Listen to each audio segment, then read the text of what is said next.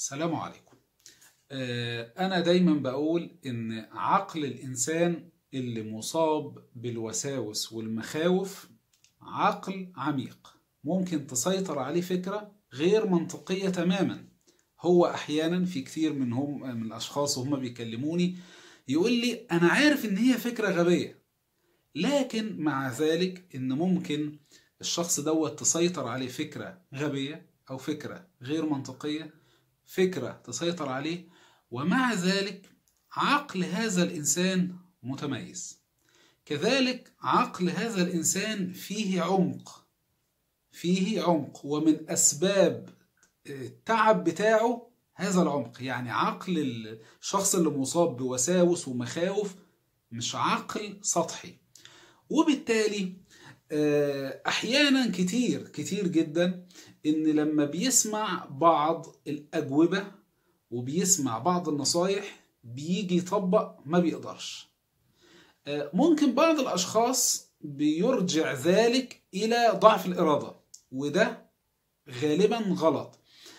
وأنا قلت يا جماعة الأشخاص اللي زي ما بيقولوا اللي بيتصدروا للكلام عن علاج الوساوس القهرية وكل تركيزهم على موضوع قوة الإرادة في إنك تتجاهل الوسواس، الكلام دوت غلط. كون إن إحنا نتجاهل الوسواس ده شيء مفيد جدا، لكن إن شخص يفضل مركز على الفكرة دي ويجعلها هي الفكرة المركزية، الطريقة دي طريقة غير صحيحة. لابد من مجموعة طرق للتعامل مع الوساوس والمخاوف. كذلك أنا قلت إن عقل الإنسان فيه عمق، وبالتالي لما يسمع بعض الأجوبة أو بعض النصايح ويجي يطبق مش شرط إن هو إرادته ضعيفة، لكن في إشكاليات جوه منه في صراعه مع نفسه، سواء على مستوى التفكير أو على مستوى الشعور. في صراعات غير محلولة، في إشكاليات غير محلولة. في الفيديو دوت هنتناول بعض الإشكاليات دي، والإشكال دوت مرتبط بوسواس العقيدة. وسواس العقيدة يتضمن إيه يا جماعة؟ يتضمن عدة أمور. يعني مثلا يعني هو طبعا بيجي لشخص، ممكن بتجيله فكرة، ممكن تجيله مجموعة أفكار، وليكن مثلا مثال ذلك إن شخص يجيله مثلا شك في وجود الله سبحانه وتعالى، تمام؟ أو شك في صحة الإسلام، أو شك في صحة أو صدق النبوة، أو النبي عليه الصلاة والسلام ما كانش موجود أصلا. أو بعض الأشخاص تجيله أفكار قذرة عن الله عز وجل. يعني أولا بصوا يا جماعة، نقل الكفر ليس، أو زي ما بيقولوا ناقل الكفر ليس بكافر. يعني في بعض الأشخاص هو طبعا من تعظيمه لله سبحانه وتعالى بيستحي إن هو يقول الأمور اللي بتدور في ذهنه تجاه ربنا سبحانه وتعالى.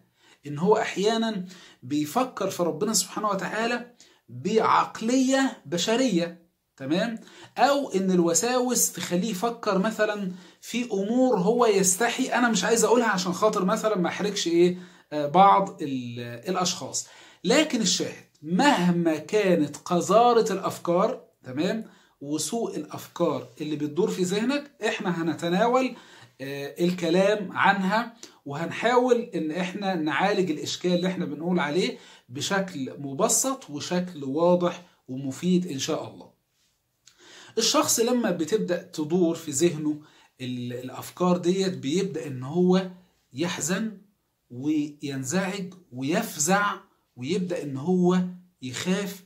إزاي أنا بفكر في هذه الأمور التي لا تليق بالله عز وجل، أو لا تليق بالنبي أو الأنبياء أو الإسلام؟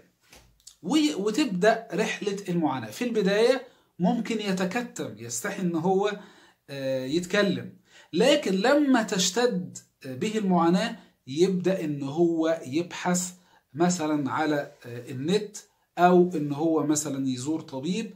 المهم إن هو من شدة الألم ومن شدة الضغط والصراع النفسي اللي جوه منه بيبدأ إن هو يسأل عشان خاطر يستريح من العذاب النفسي. ايوه فعلا عذاب، لان زي ما بيقولوا ايه، في عدة مشاعر كده بتكون مسيطرة عليه. اولا الشعور بالذنب، ازاي ان انا افكر في حاجات زي كده. كذلك الشعور بالخوف، الشعور بالخوف ان انا اكون كفرت، ان انا بفكر في حاجات زي كده، او ان انا تركت اسلامي وايماني، او ان انا مش حاسس بلذة الصلاة زي الاول، او لذة الدعاء او حلاوة الدعاء.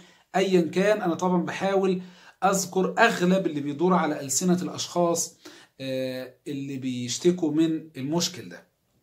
يبدأ يسأل، فاحيانا يسأل طبيب نفسي، واحيانا يسأل بعض اهل العلم. ليه؟ الموضوع متعلق بالله عز وجل.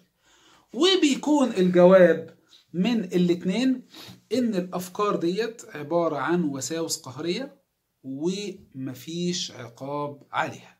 انت مؤمن ومعلكش اي ذنب.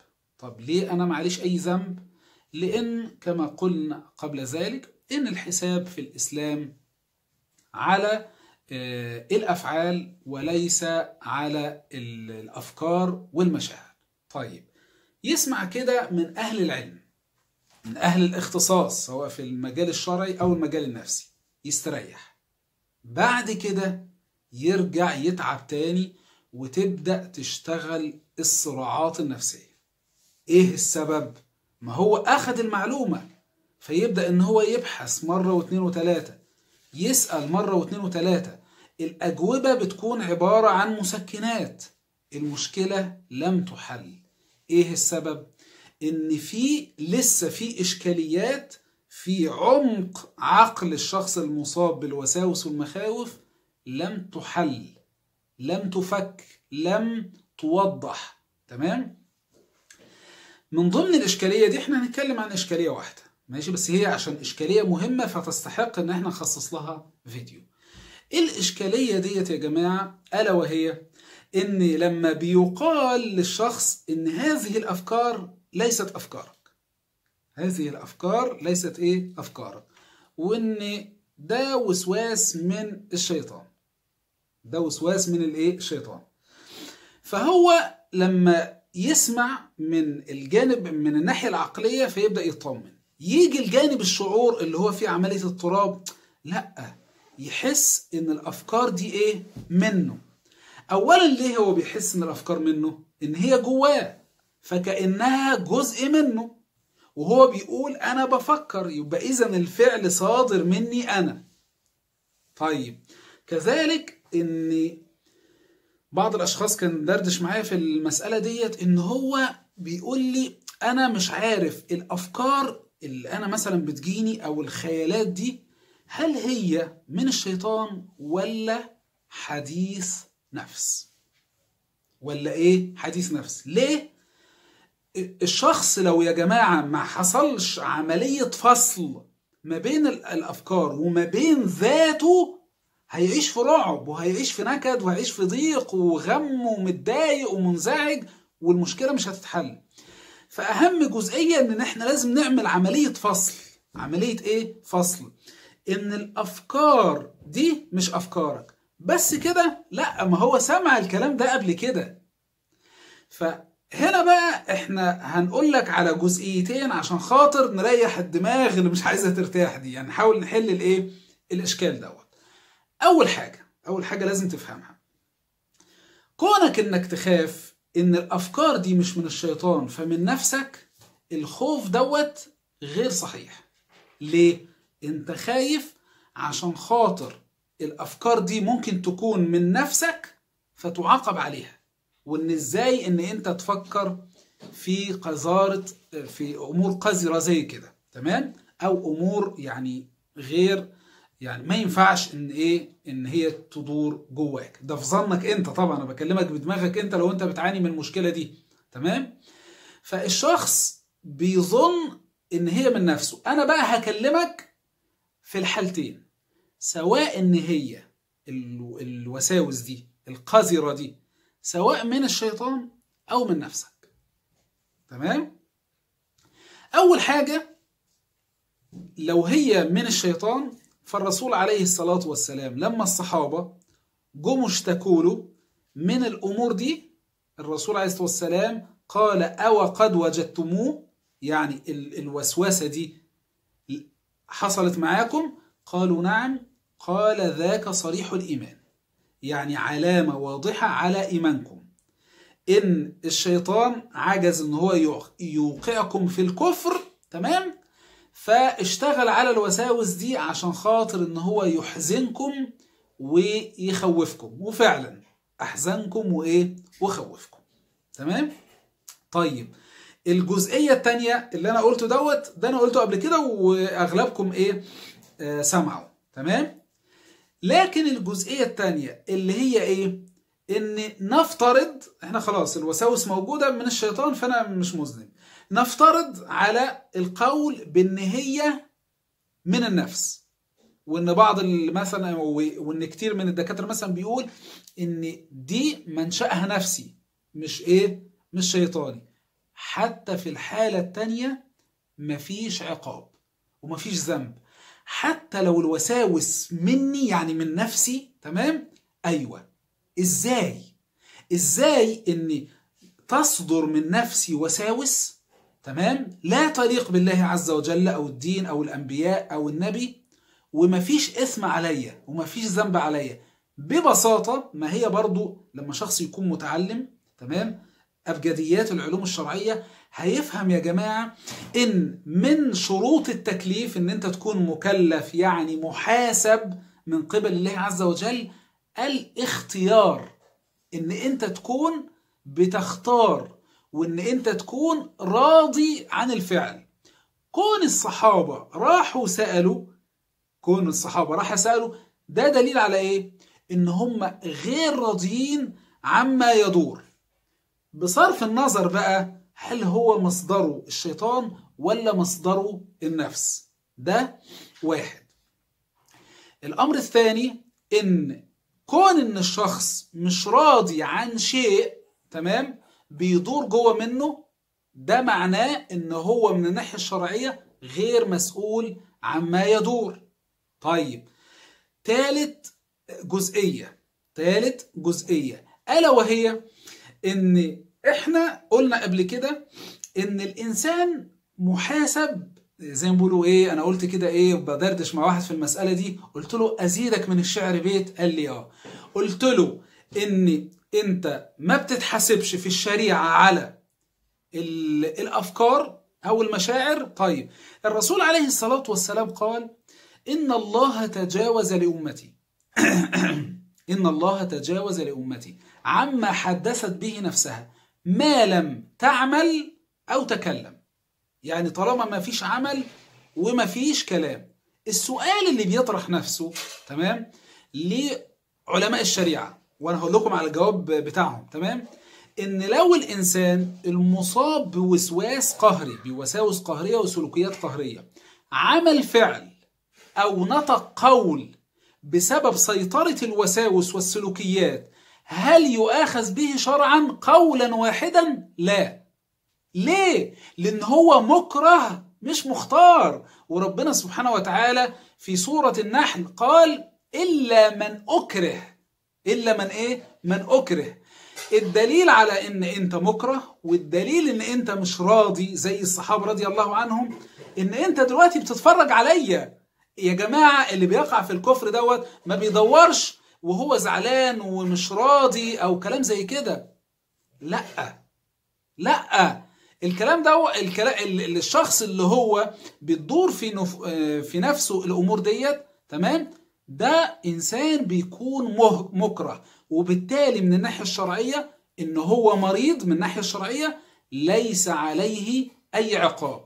وبالتالي أنا دلوقتي موجود، احنا دلوقتي فكنا الفصل، تمام، ان الافكار دي ممكن تكون من الشيطان، تمام. طيب نفترض ان هي من النفس، لان النفس بتمر بحالة مرضية.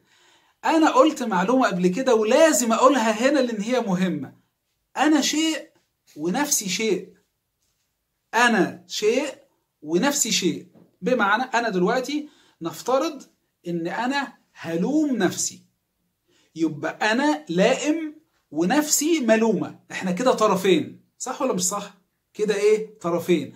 انا لائم وانا ونفسي ملومة.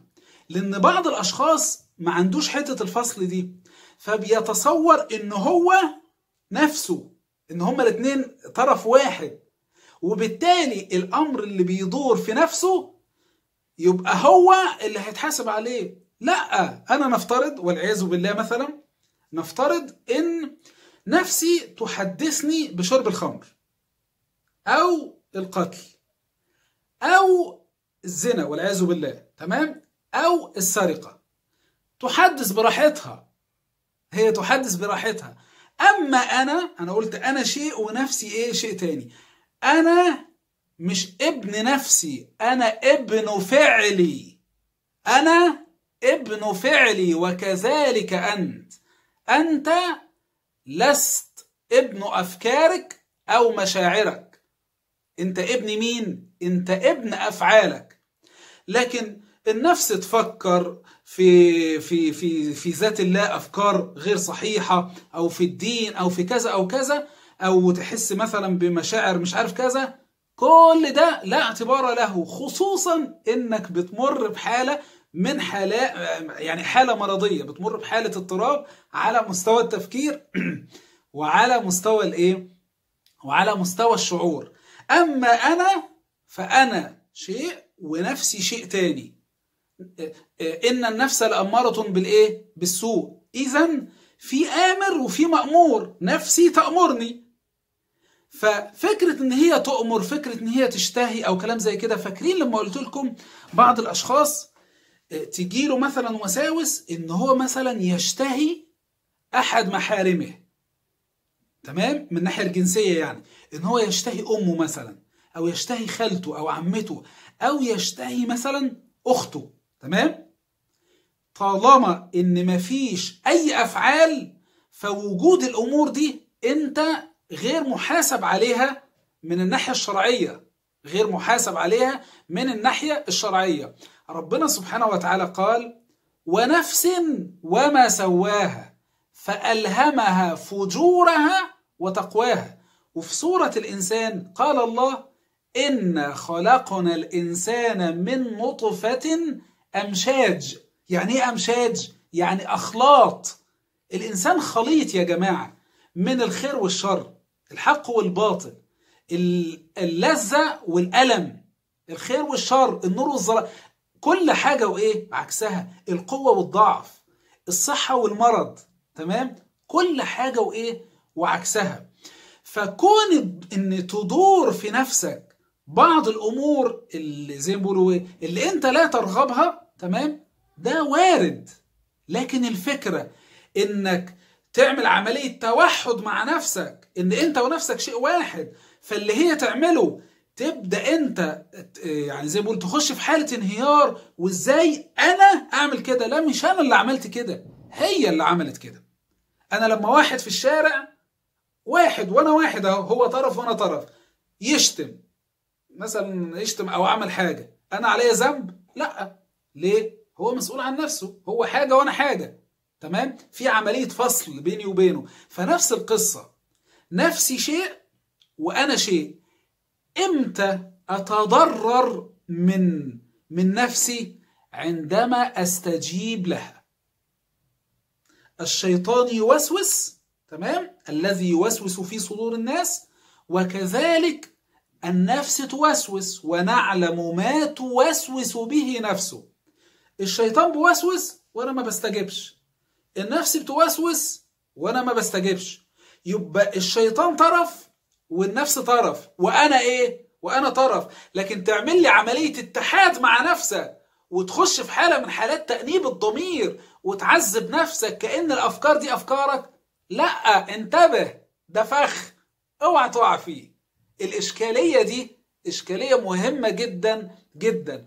وبالتالي لما انت تيجي مثلا تدور في ذهنك الحاجات دي وتبدأ ان انت تعمل سلوكيات يعني كأنك بتكفر بيها عن ذنبك، السلوكيات دي غلط. السلوكيات دي بتغذي الوساوس، لان دي معناها ان انت بتحمل نفسك مسؤولية مش مسؤوليتك، بتشيل شيلة مش شيلتك. فما تعملش اي سلوك مثلا المبالغة في الاستغفار والكلام دوت، ما تعملش أي سلوك، فقط تقبل وجود الوساوس، يعني خليها موجودة.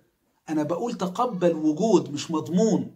أيوة أنت مش راضي، أنا عارف عن مضمون محتوى، مش راضي عن السب اللي بيدور جوه منك، لكن أنت إيه؟ أنت متقبل وجود الإيه؟ الفكرة. تمام؟